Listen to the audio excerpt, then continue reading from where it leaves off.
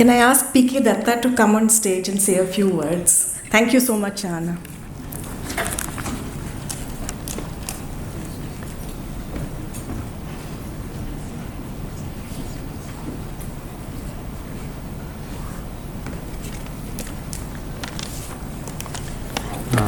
Good afternoon.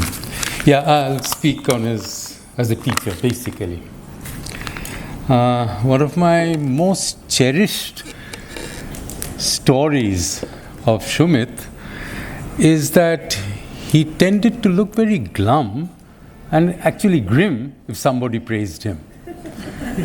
But his face would light up with sheer happiness if you criticized him.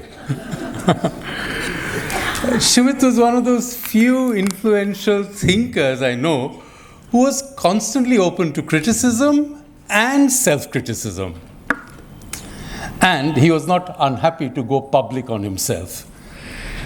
One of the key things that Sumit emphasized in his own class was that historiography was a process.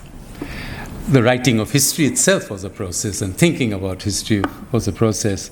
Hence, it was open to change. And Sumit's self-criticism was essentially a way of affirming the process of doing history itself.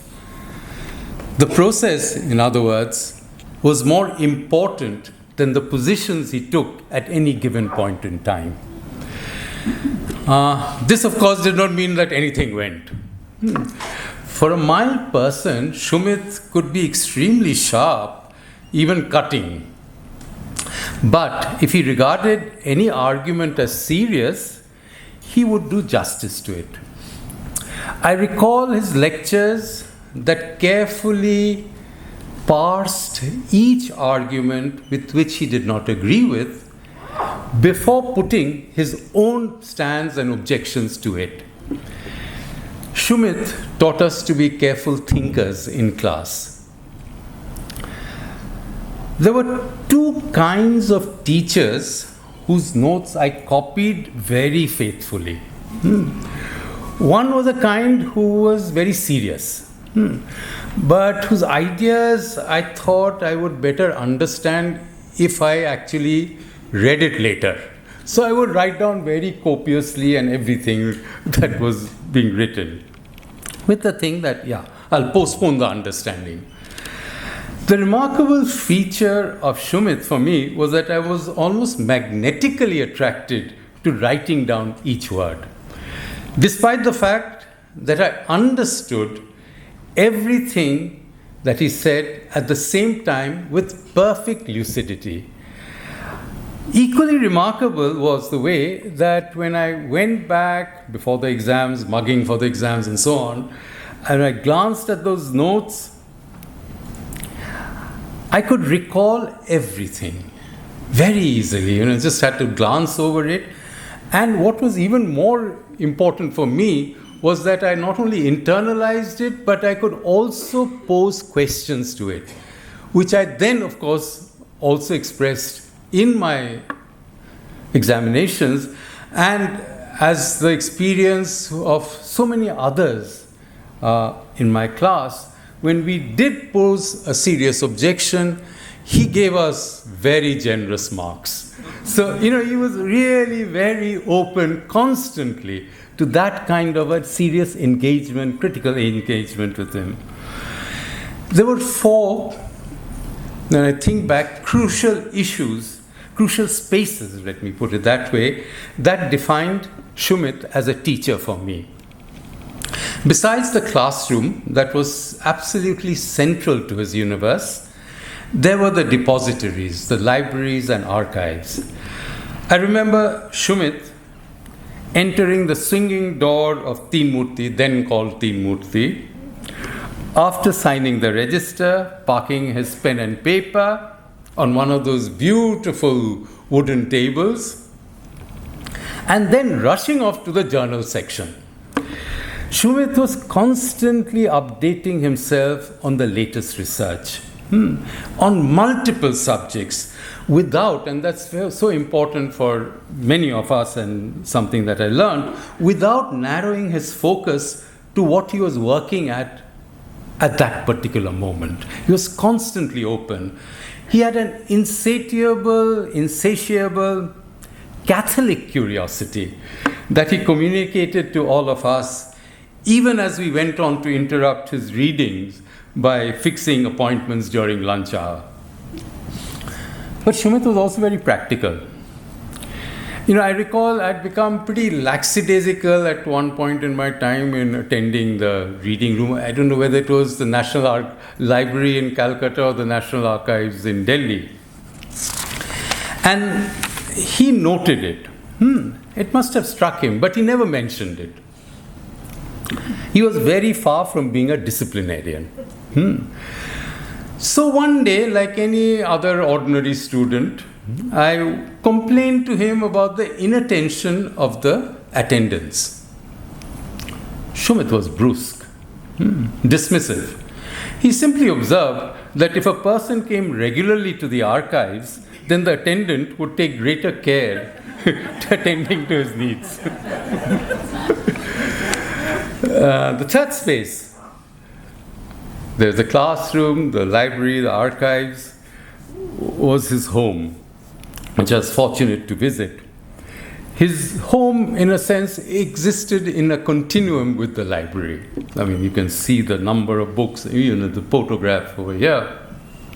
But a very voluble library, where I was exposed to the excitement of different debates on new insights and formulations by mainly historians, but not confined to them, as well as, very importantly, passionate debates on the present, and then rewarded by some sumptuous food, which of course he wasn't quite responsible for, but nevertheless it came. And it was like so incredibly hospitable, and of course Tonika and Aditya and others were always there. If one was lucky, you could also meet noted and even legendary academics, and what was nice was you could meet them without the halo of their stardom. And Sumit had a way of creating a sense of togetherness, of academic togetherness without, the academic hierarchies or the stardoms that often attends academia.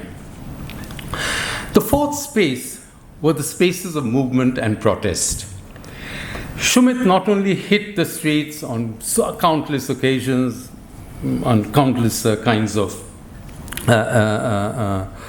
issues, hit the streets like any other new young college recruit or student. But the street, I would like to say, is not divorced from the other spaces that I've mentioned. I recall his unflagging enthusiasm in participating in DUTA movements, the trade union movements of the teachers, which was a rare thing for a professor who had no real personal stakes in their demands. Equally remarkable was the way he addressed college staff rooms to mobilize, speaking in his perfectly modulated pitch, patient with both the teachers who raised doubts or who simply opposed point blank the Dutta leadership.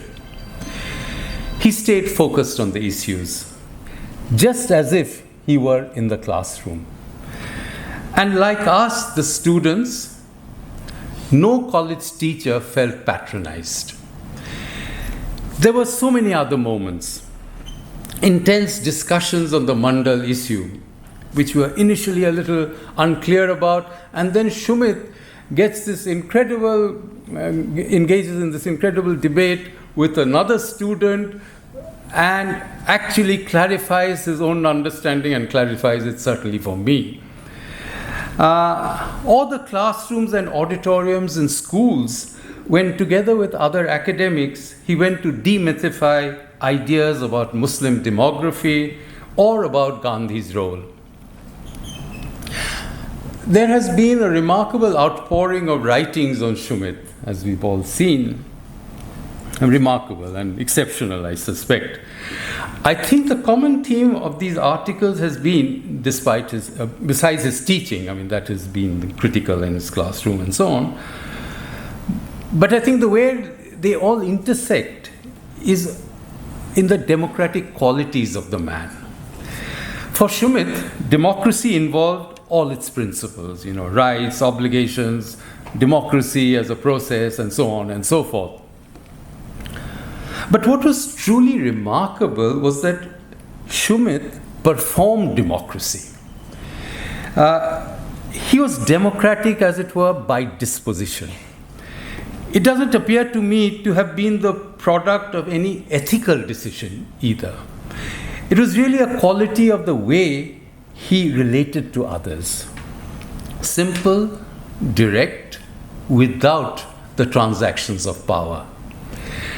And it was this quality that permeated all the spaces that he inhabited and which he generated as if it were a moving habitus that surrounded us, that enclosed us, all of us who were in its proximity. It was this that was the most valuable aspiration that he communicated to me as a teacher, and I think, and I suspect, to all of us who came in whatever capacity in close contact or in any contact with him. But I think the best thing about this was that Sumit himself wasn't aware of all that he contributed to our making.